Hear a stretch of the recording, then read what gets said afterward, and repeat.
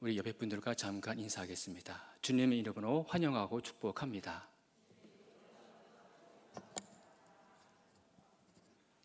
이 시간 여러분들 오신 여러분 주님의 이름으로 환영하고 축복합니다. 기자로 시작해서 신문사의 주말 세션 중에 하나인 위클리프 비저의 편집장이 되었습니다. 세계 초일류 기업의 CEO 그리고 경제 경영 석학들을 만나 인터뷰를 하였습니다. 길게는 6개월에서 1년간의 섭외 기간이 있었습니다. 그리고 어떤 경우는 한 사람을 인터뷰하기 위해서 무려 10권 안팎의 책을 읽기도 하였습니다. 바로 이지훈이라고 하는 신문사의 편집장입니다. 경제학 박사이기도 한 그는 수많은 각 세계의 대가들을 만나면서 그들에게서 공통적으로 흐르는 메시지를 발견하고 그 중심 키워드를 혼과 창과 통으로 연결했습니다.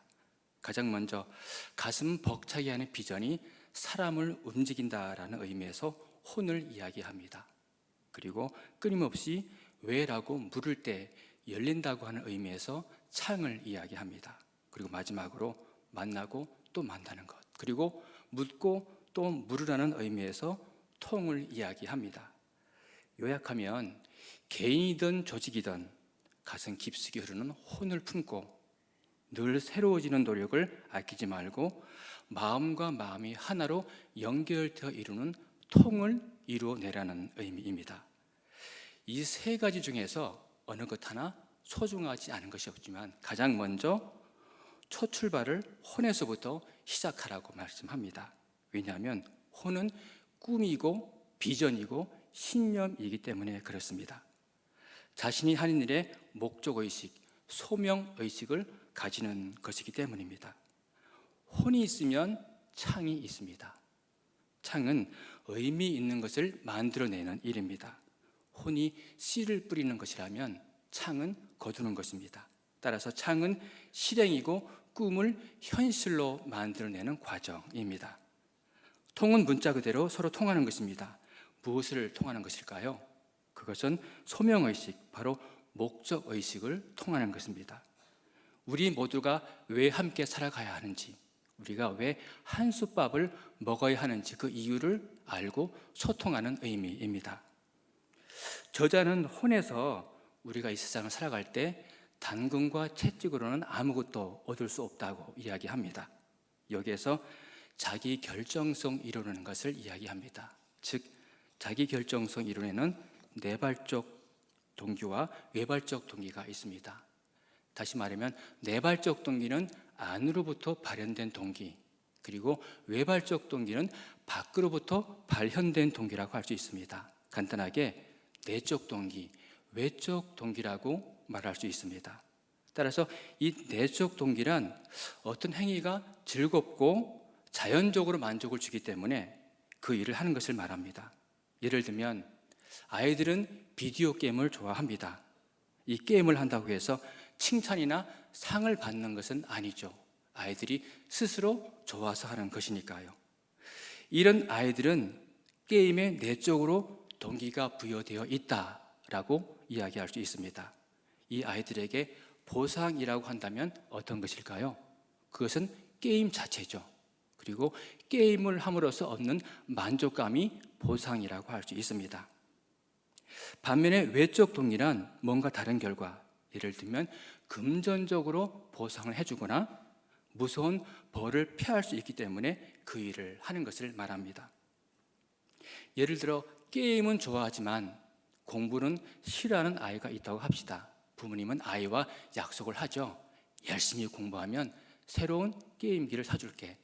아이는 열심히 공부를 합니다. 그 이유는 외적으로 상이 주어지기 때문입니다. 그런데 중요한 사실은 이 내적인 동기가 외적인 동기보다 더 오래 가고 더 좋은 성과를 거둘 뿐만 아니라 더 큰 심리적 안정을 가져온다고 이야기합니다. 바로 오늘 우리가 읽은 본문에서도 이 내적인 동기를 풍부하게 살아간 한 사람이 등장합니다. 바로 다윗 왕이죠. 그에게는 어떤 외적인 동기부여가 필요 없는 사람이었습니다. 그 자신 스스로가 하나님을 추구한 이스라엘 왕이었으니까요. 외부적인 어떠한 커다란 보상을 하더라도 그 안에 하나님을 향한 열망에는 전혀 영향을 주지 못했을 것입니다. 그가 얼마나 하나님을 사랑하고 열망했는지는 하나님의 궤를 예루살렘으로 옮기는 과정, 모셔오려고 하는 그 과정을 통하여 우리는 알 수 있습니다. 오늘 우리가 읽는 본문의 사건은 하나님의 궤를 예루살렘으로 모셔오는 과정 중에 발생한 사건입니다. 따라서 그 이전에 하나님의 궤가 어떻게 옮겨졌는지에 대한 내용을 잠깐 살펴보고자 합니다. 이스라엘 백성들은 하나님의 궤를 앞세워 아벡이라는 지역에서 블레셋과의 전쟁을 하였습니다. 하나님의 궤를 앞세우면 전쟁에서 이길 것으로 생각했기 때문입니다. 우리 사무엘상 4장 3절 같이 읽겠습니다. 여호와의 언약궤를 실로에서 우리에게 가져다가 우리 중에 있게 하여 그것으로 우리를 우리 원수들의 손에서 구원하게 하자 하니, 이 말씀 중에 그것으로라고 말씀합니다. 그것, 하나님의 법궤를 의미하지만 여기 본문에서는 물체로서 하나님의 궤는 단순한 전쟁의 도구가 되었습니다. 따라서 하나님의 궤는 빼앗겨 버리고 이스라엘 군대 3만 명이 전사하게 됩니다. 뿐만 아니라 하나님의 법궤와 함께 전쟁에 나갔던 홈리와 비느하스는 목숨을 잃게 됩니다. 하나님의 궤를 빼앗겠다는 소식을 들은 엘리 제사장은 우리가 아는 것처럼 의자에서 넘어져 목이 부러지는 참담한 결과를 얻게 됩니다. 블레셋은 이 빼앗은 하나님의 궤를 다곤의 아스돗의 다곤의 신당에 두게 됩니다. 하나님의 임재의 놀라운 사건이 발생하죠. 사무엘상 5장 4절 보면 그 이튿날 아침에 그들이 일찍이 일어나 본즉 여호와의 궤 앞에서 또다시 엎드려져 얼굴이 땅에 닿았고 그 머리와 두 손은 끊어져 문지병에 있고 다곤의 몸뚱이만 남았더라. 이튿날 아침에 그들이 다곤 신전에 들어갔을 때 이 우상이 엎드려져 얼굴이 땅에 닿았다고 말씀합니다. 머리와 두 손은 끊어져 문지병에 있고 몸뚱이만 남았다고 말씀을 합니다. 이러한 사건뿐만 아니라 아스돗 사람들에게 임한 독종의 재앙이 있었습니다. 법궤는 다시 가드로 옮겨가게 되죠. 가드로 옮겨갔지만 똑같은 재앙이 이들에게 발생합니다. 이후 법궤는 블레셋 에근으로 옮겨졌지만 그곳 사람들 역시 아우성을 칩니다. 3상 5장 3일성 5장 10절을 보면 하나님의 궤가 에그론에 이른즉 에그론 사람이 부르짖어 이르되 그들이 이스라엘 신의 궤를 우리에게로 가져다가 우리와 우리 백성을 죽이려 한다 하고, 결국 블레셋 땅으로 옮겨간 하나님의 궤는 7단 만에 다시 이스라엘 땅으로 돌아오게 됩니다. 베스메스 지역으로 돌아오게 되죠. 이 베스메스 사람들은 돌아오는 궤를 보고 기뻐합니다. 사무엘상 6장 13절에는 이렇게 말씀하고 있습니다. 베스메스 사람들이 골조에게서 밀을 베다가 눈을 들어 궤를 보고 그 보는 것을 기뻐하더니, 그러나 기뻐한 것도 잠시 그들은 커다란 어려움을 당합니다. 사무엘상 6장 19절 보면 베스메스 사람들이 여호와의 길을 들여다본 까닭에 그들을 치사 5만 70명을 죽이신지라 여호와께서 백성을 쳐서 크게 살육하였으므로 백성이 슬피 울더라. 이 베스메스 사람들이 하나님의 법궤를 들여다보았습니다. 5만 70명이 죽는 커다란 재앙을 당하게 되죠. 이러한 이유로 이제 법궤는 오늘 본문에 나오는 기럇 여아림에 있는 아비나답의 집에 이르게 됩니다. 그리고 아비나답의 아들 엘르아사를 시켜 여호와의 궤를 지키게 됩니다. 사무엘상 7장 2절에서는 이렇게 말씀합니다. 같이 읽겠습니다. 궤가 기럇 여아림에 들어간 날부터 20년 동안 오래 있은지라 이스라엘의 온 족속이 여호와를 사모하니라. 본문에는 기럇 여아림에 있는 아비나답의 집에 20년 동안 있었다고 말씀합니다. 그러나 이 시기는 사무엘 선지자가 통치하던 시기였죠. 이후 사울 왕과 다윗 왕에 이르기까지 모두 70년 동안 이 아비나답의 집에 하나님의 궤가 보관되어 있게 됩니다. 따라서 오늘 본문은 다윗 왕이 이스라엘 모든 백성들에게 물어서 기럇 여아림에 있는 아비나답의 집에 있는 70년 가까이 보관되었던 하나님의 궤를 예루살렘으로 옮기는 장면이 나옵니다. 본문에는 복귀의 이동 중에 커다란 사건 두 가지가 등장하죠. 하나는 웃사가 죽는 사건입니다. 그리고 또 하나는 오벳 에돔의 가정이 복을 받는 장면, 두 가지 사건이 등장하죠. 웃사의 죽음의 이유는 법궤를 이동시키던 소가 뛰자 웃사가 손을 펴서 법궤를 잡았을 때 하나님의 진노를 받아 죽게 됩니다. 그리고 그 법궤는 최종 목적지인 예루살렘에서 방향을 받고 바로 오벳 에돔의 집을 향하게 되고 거기서 석 달간 하나님의 궤가 있게 됩니다. 이때 하나님의 놀라운 축복을 이 가정이 받게 되는 것, 그것이 바로 오늘 우리가 읽은 본문의 내용입니다. 본문을 읽을 때마다 우리에게 궁금증을 일으키는 사건 한 가지가 있습니다. 그것은 바로 웃사의 사건이죠. 소가 뛰어서 법궤가 위험하게 되었는데 손을 대었다는 것이 과연 죽기까지 할 정도로 큰 잘못인가라는 생각을 우리는 하고 있습니다. 그런데 우리가 눈여겨보아야 할 본문의 내용이 있습니다. 그것은 하나님의 궤를 옮기는 방법입니다. 본문 5절 보면 기럇 여아림에서부터 하나님의 궤를 메어 오고자 할세. 6절 여호와의 하나님의 궤를 메어 오려 하니 웃사가 죽은 이후 다시 법궤를 오벳 에돔의 집으로 옮겨갈 때에도 이렇게 말씀합니다. 13절 보면 가드 사람 오벳 에돔의 집으로 메어 가니라. 하나님의 궤를 메어서 옮기려고 하고 있다고 말씀합니다. 그런데 이상하게도 본문 7절에서는 갑자기 하나님의 궤를 새 수레에 싣고 아비나답의 집에서 나오는데 웃사와 아이오는 수레를 몰며라고 기록하고 있습니다. 예루살렘을 향하기 위하여 아비나답의 집에서 나올 때에는 궤를 새 수레에 싣고 나오고 있다고 말씀하고 있습니다. 그 이유가 무엇일까요? 정확히는 알 수 없습니다. 그러나 성경에서는 그 방법이 잘못되었음을 분명히 말씀하고 있습니다. 민수기 4장 15절 같이 읽겠습니다. 진영을 떠날 때 아론과 그의 아들들이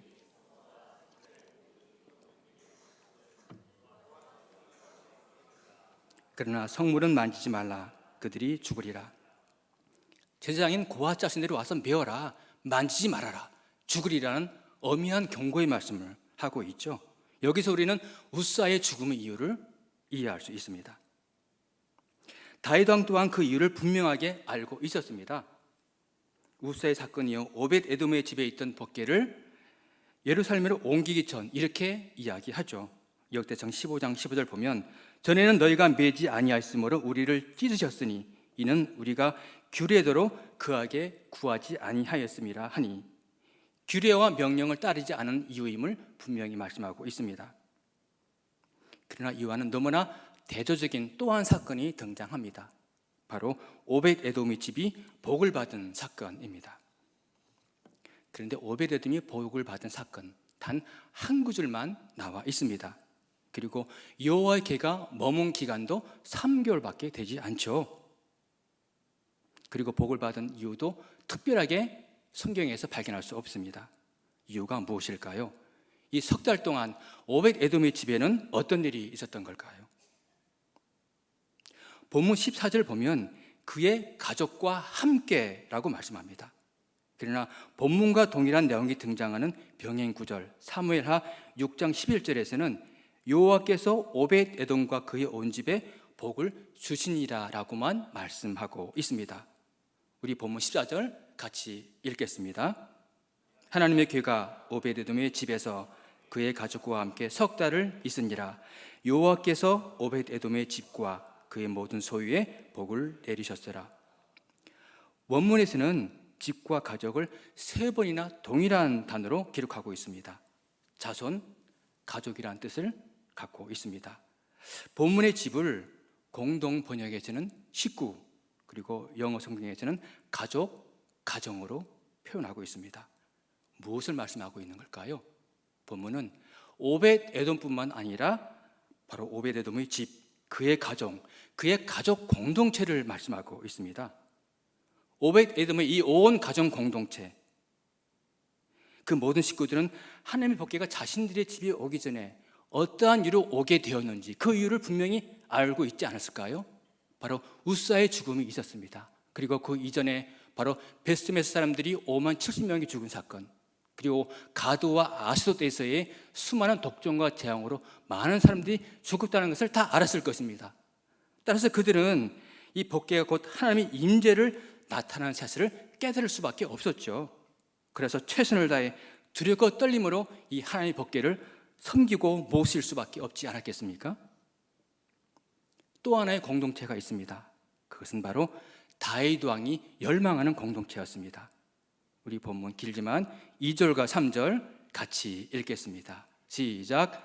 다윗이 이스라엘 온 회중에게 이르되 만일 너희가 좋게 여기고 우리 하나님 여호와께로 말미암았으면 우리가 이스라엘 온 땅에 남아있는 우리 형제와 또 초원이 달린 성읍에 사는 제사장과 레위 사람에게 전령을 보내 그들을 우리에게로 모이게 하고 우리가 우리 하나님의 궤를 우리에게로 옮겨오자. 사올 때에는 우리가 궤 앞에서 묻지 아니하였느니라 하며, 여기서 다윗 왕은 우리를 강조합니다. 우리 하나님, 우리가 우리 형제와 우리에게 모이게 하고 우리가 우리 하나님의 궤를 우리가 궤 앞에서 무려 8번이나 우리를 강조하고 있습니다. 이것은 오베데돔의 가족 공동체와 같이 또 하나의 공동체를 의미합니다. 바로 이스라엘 공동체였습니다. 다윗 왕은 이렇게 그들과 함께 하나님의 궤를 모셔오기를 간절히 소원했죠. 그렇다면 이 이스라엘 공동체의 하나님의 법궤는 어떤 의미입니까? 여호와의 궤는 이스라엘 백성들에게 언약의 궤였습니다. 40년의 광야 생활을 인도하던 모세를 통하여 하나님께로 받은 계명입니다. 너희는 내 백성이 되고 나는 너희의 하나님이 되리라 약속입니다. 여호와의 궤는 이스라엘 백성들에게 생명의 양식이었습니다. 그 험난한 광야 생활을 살아가는 동안 매일매일 주셨던 만나를 담은 항아리, 바로 하나님의 은혜가 없으면 하루라도 살아갈 수 없는 존재임을 나타내는 바로 생명의 양식이었던 거죠. 여호와의 궤는 하나님의 능력의 임재였습니다. 험악한 광야상에서 항상 이스라엘 백성들 앞에서 그들을 인도했습니다. 넘치는 요단강물에 제사장들이 법궤를 메고 첫 발을 내디뎠을 때 넘치는 요단강물이 멈춰 섰습니다. 법궤를 메고 여리고성을 돌 때 그 성이 무너진 역사를 그들은 보게 되는 놀라운 하나님 능력의 임재를 나타내는 것이 바로 여호와의 법궤였습니다. 여호와의 궤는 그분의 보좌와 발등상이었습니다. 다윗 왕은 시편 132편 7절 8절에서 고백합니다. 우리가 그의 계신 곳으로 들어가서 그의 발등상 앞에서 엎드려 예배하리로다. 여호와여 일어나사 주의 권능으로 궤와 함께 평안한 곳으로 들어가소서. 다윗 왕은 우리가 그의 계신 곳으로 들어가서라고 고백합니다. 자신뿐만 아니라 온 이스라엘 백성, 온 이스라엘 공동체가 여호와의 발등상 앞에서 엎드려 경배하기를 원했던 겁니다. 이러한 여호와 하나님, 언약과 생명과 능력의 구름 되신 하나님, 바로 예배의 대상이었던 하나님의 궤, 하나님의 궤를 찾기를 다윗 왕은 간절히 사모했습니다. 그의 절절한 마음, 우리 시편 132편에 잘 나타나 있습니다. 길긴 하지만 우리 같이 마음을 다해 한번 읽어보겠습니다. 여호와여 다윗을 위하여 그 모든 겸손을 기억하소서. 그가 여호와께 맹세하며 야곱의 전능자에게 소원하기를 내가 내 장막집에 들어가지 아니하며 내 침상에 오르지 아니하고 내 눈으로 잠들게 하지 아니하며 내 눈꺼풀로 졸게 하지 아니하기를 여호와의 처소 곧 야곱의 전능자의 성막이 발견하기까지 하리라 하였나이다. 다윗 왕은 여기서 자신의 겸손을 기억해달라고 탄원합니다. 그리고 맹세하고 서원합니다. 집에 들어가지도 않겠습니다. 침상에 눕지도 않겠습니다. 잠을 자지도 않겠습니다. 그 이유가 무엇입니까? 전능자의 성막, 즉 하나님의 법궤를 찾기까지 그렇게 하겠다는 다윗의 결단입니다. 하나님의 법궤는 아비나답의 집에 보관된 이후 사무엘 선지자와 사울의 시대에 거치는 동안 이스라엘 백성들에게 잊혀져 있었습니다. 그런데 본문 6절에서는 이렇게 말씀합니다. 우리가 그것이 에브라다에 있다함을 들었더니 나무 밭에서 찾았도다. 여기서 그것을 새 번역에서는 법궤라고 말씀합니다. 그리고 에브라다 이 장소는 사무엘상 7장 1절에 보면 아비나답이 있던 기란 여아림, 바로 그 장소를 의미합니다. 우리 사무엘상 7장 1절 같이 읽겠습니다. 기란 여아림 사람들이 와서 여호와의 궤를 옮겨 산에 사는 아비나답의 집에 들여놓고 그의 아들 엘르아셀을 거룩하여 구별하며 여호와의 궤를 지키게 하였더니, 그런데 본문 6절에서는 법궤를 어디서 찾았다고 말씀합니까? 나무 밭에서 찾았도다. 우리말 성경에서는 이렇게 번역하고 있습니다. 같이 읽겠습니다. 그것이 에브라다에 있다는 말을 듣고 나무들이 무성한 들판에서 찾았습니다. 사무엘상 7장 1절에서는 분명히 하나님의 법궤를 아비나답의 집에 들여놓고라고 말씀하고 있습니다. 그러나 하나님 법궤가 왜 잡목들이 무성한 들판에 있었을까요?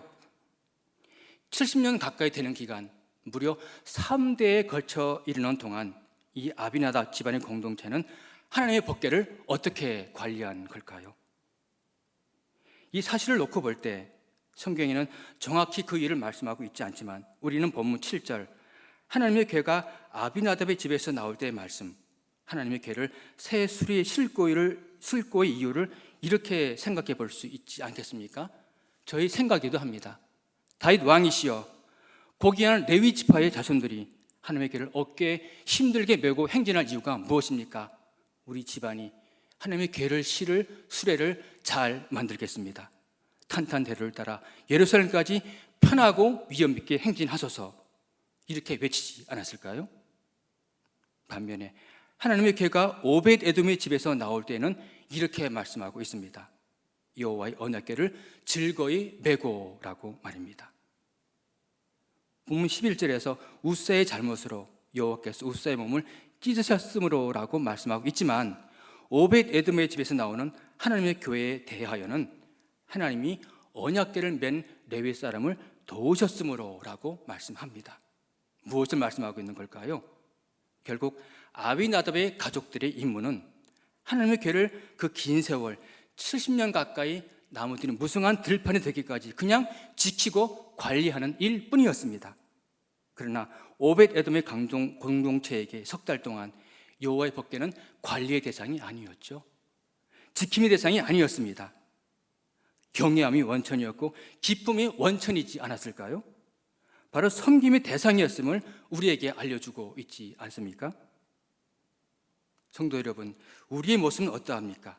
하나님께서 우리에게 주신 소중한 직분, 이 소중한 공동체, 너무 오랜 세월 지나오다 보니 혹시 빛바랜 모습으로 우리 자신에게 허울 뿌린 모습으로 남아있지는 않습니까? 오벳 에돔의 집과 같이 어떠한 보상이나 그 누가 알아주지 않아도 우리에게 주어진 가정과 공동체의 섬김 그 자체가 기쁨이고 즐거움의 모습으로 우리의 믿음은 유지되고 있습니까? 학개서 1장 5절에서는 이렇게 말씀합니다. 그러므로 이제 만군의 여호와가 이같이 말하노니 너희는 너희 행위를 살필지니라. 어느 날 신문을 보던 남편이 아내를 불렀습니다. 여보, 이것 좀 봐. 여자들이 남자들보다 말을 2배나 한다는 말이 평균적으로 신문에 실렸네. 이 말을 들은 아내가 이렇게 대답을 합니다. 그거야, 남자들이 워낙 여자 말을 안 들으니까 한 번 더 반복하게 되잖아요. 그러니까 2배지. 3초 후에 남편이 아내에게 물었습니다. 여보, 뭐라고? 바로 경청이 전혀 이루어지지 않은 사례를 이야기하고 있습니다. 어디서 매일 듣던 대화의 모습 아닙니까? 경청에는 4단계가 있습니다. 바로 가장 낮은 단계가 방금 예를 들었던 배우자 경청의 단계입니다. 그러나 가장 높은 경청은 말하는 사람의 처한 상황이나 그 마음까지 헤아려주는 맥락적 경청입니다. 우리의 삶에도 이러한 맥락적 경청이 필요합니다. 사랑하는 성도 여러분, 이러한 경청이 우리 삶에만 필요할까요?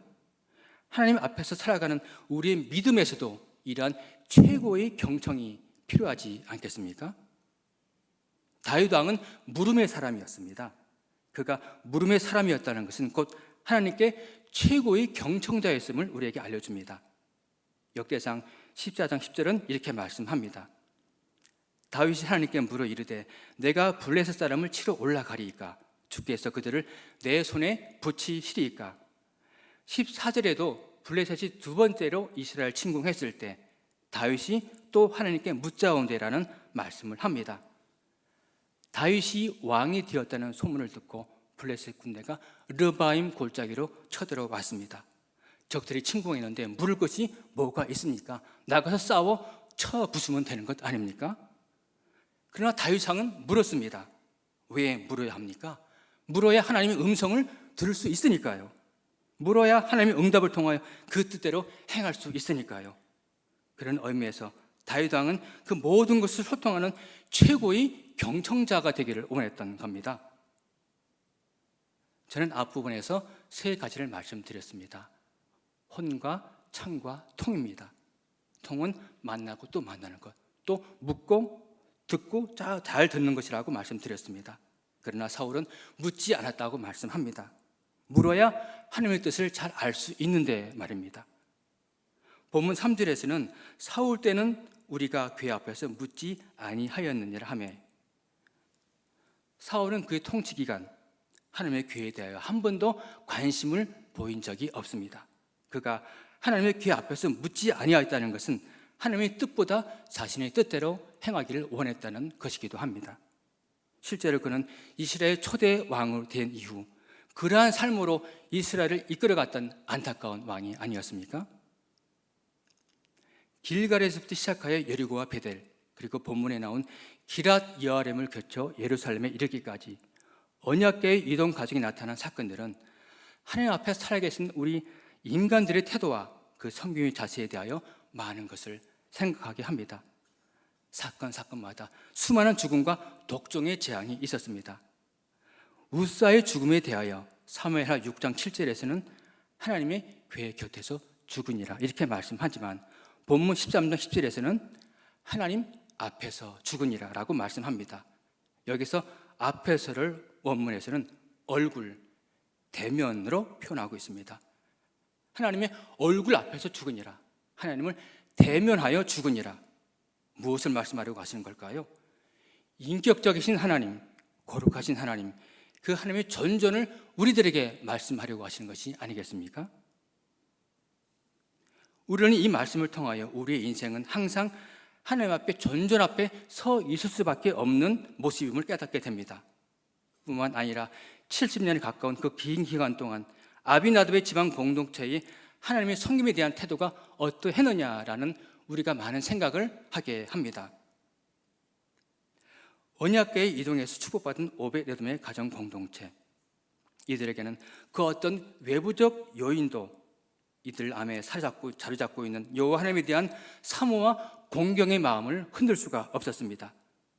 어쩌면 이 가정은 앞부분에서 말씀드렸던 내적 동기가 충만하여 그 섬김 자체가 이들에게 기쁨과 즐거움의 보상으로 다가오지 않았을까요? 그 어떤 외부적 보상도 이 섬김 자체의 기쁨을 뛰어넘을 수 없었을 겁니다. 맞습니다.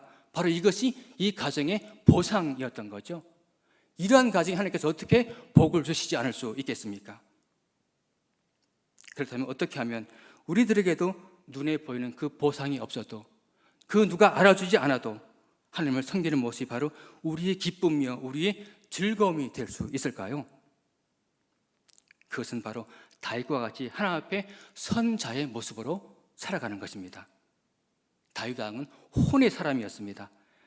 이스라엘 나라의 왕정 체제의 출범을 앞두고 얼마나 많은 일이 있겠습니까? 얼마나 긴급하고 중요한 일이 쌓여 있겠습니까? 그러나 그는 그 모든 것을 제쳐놓고 이 일보다는 하나님을 향한 불타는 열정에 가장 먼저 하나님의 법궤를 예루살렘으로 가져와서 여호와 하나님의 주인 되는 신정 국가의 비전으로 불타올랐습니다. 그래서 그는 그렇게 사모하던 법궤가 예루살렘에 들어올 때 춤추고 뛰어놀았습니다. 사람들 앞에서가 아니라 바로 하나님 앞에서 그는 그를 즐거워했던 겁니다. 사람들은 무시했죠. 멸시했습니다. 바로 자신의 가장 가까웠다 하는 아내가 그를 멸시했습니다. 이때 다윗 왕은 이렇게 선언했죠. 내가 이보다 더 낮아져서 스스로 천하게 보일지라도 내가 말한 바 계집종에게는 내가 높임을 받으리라 라고 말입니다. 이것이 바로 하나님 앞에 선자의 모습이었습니다. 우리의 모습은 어떠합니까? 그 누구도 의식하지 않는 하나님 앞에 선자의 모습이 우리 안에 있습니까? 하나님께서 우리에게 맡겨준 가정, 하나님께서 우리에게 맡겨준 목장, 하나님께서 우리에게 맡긴 이 교회 공동체에 대한 이러한 가슴 떨리는 비전과 열망함이 우리 속에 살아있느냐 하는 것이죠. 다윗 왕은 무엇보다 통의 사람이었습니다. 애국의 10월 시내부터 하맛 어기까지 온 이스라엘을 불러 모았습니다. 그리고 그들을 만났습니다. 그들에게 물었죠. 이뿐만 아니라 하나님의 말씀을 듣기 위하여 하나님께 묻고 또 물었다는 사실입니다. 왜입니까? 하나님과 통하기 위해서죠. 하나님의 뜻을 깨닫기 위해서입니다. 그는 왕으로서 최우선순위에 이것을 두었습니다. 우리는 믿음의 여정, 그 수많은 인생사에서 순간순간 전능한 하나님께 물어보는 이 믿음이 있습니까? 지금부터 우리는 하나님께 물어야 합니다. 왜입니까? 그것은 바로 우리는 어미하신 하나님, 축복에 그늘진 하나님 앞에서 어디로 갈지 갈 바를 알지 못하는 방향 잃은 인생과도 같기 때문입니다. 그래서 에레미야 선지자는 이렇게 고백을 합니다. 여호와여, 내가 알거니와 사람의 길이 자기에게 있지 아니하니 걸음을 지도함이 걷는 자에게 있지 아니함이니이다 라고 말입니다. 둘째는 우리 공동체 안에 항상 하나님의 임재를 추구해야 합니다. 하나님의 교회가 오벳에돔의 집에서 그의 가족과 함께 석 달을 있으니라. 여호와께서 오벳에돔의 집과 그의 모든 소유에 복을 내리셨더라.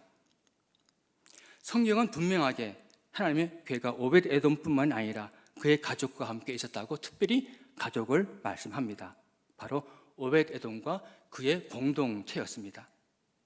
그의 온 가족 공동체는 하나님의 법궤 앞에서 여호와를 사모하며 경외함으로 섬겼습니다.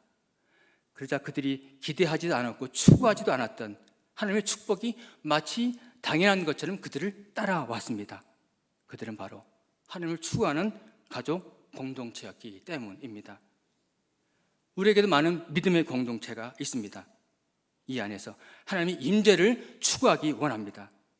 그럴 때 상처받은 영혼, 그리고 그 안에 잃어버린 영혼들이 다시 돌아오고 회복되고 믿음 안에 하나가 되는 역사가 있을 것으로 믿습니다.